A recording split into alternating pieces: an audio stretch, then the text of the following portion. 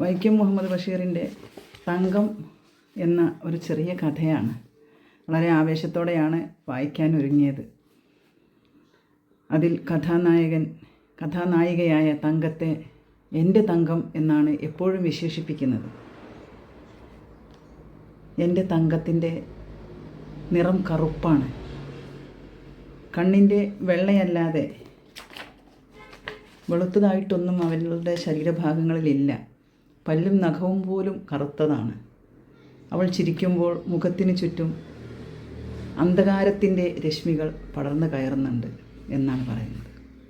ഞങ്ങളങ്ങനെ കഴിയുകയാണ് ആനന്ദത്തിൻ്റെ തങ്കരശ്മികളിൽ ചിറകുകൾ വിടർത്തി പറക്കുന്ന 2 കുരുവികളായിട്ട് എന്ന് അദ്ദേഹം പറഞ്ഞ് അവസാനിപ്പിക്കുന്നുണ്ട്.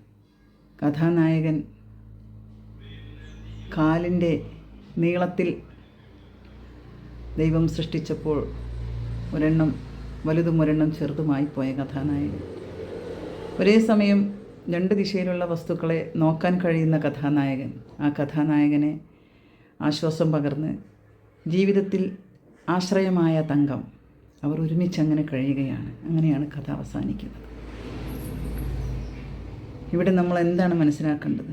ശരീരത്തിൻ്റെ വെളുപ്പോ തൊലിയുടെ നിറമോ ശബ്ദത്തിൻ്റെ മാധുര്യമോ ആകാരവടിവോ ഒന്നുമല്ല നല്ല മനുഷ്യർക്ക് ദൈവം നൽകിയിട്ടുള്ളത്.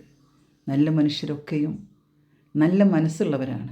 ആ നല്ല മനസ്സുള്ളവരെ കണ്ടെത്താൻ ജീവിതത്തിൽ നമുക്കൊക്കെ കഴിയട്ടെ. അതായിരിക്കണം നമ്മുടെ ലക്ഷ്യം. ഓക്കെ.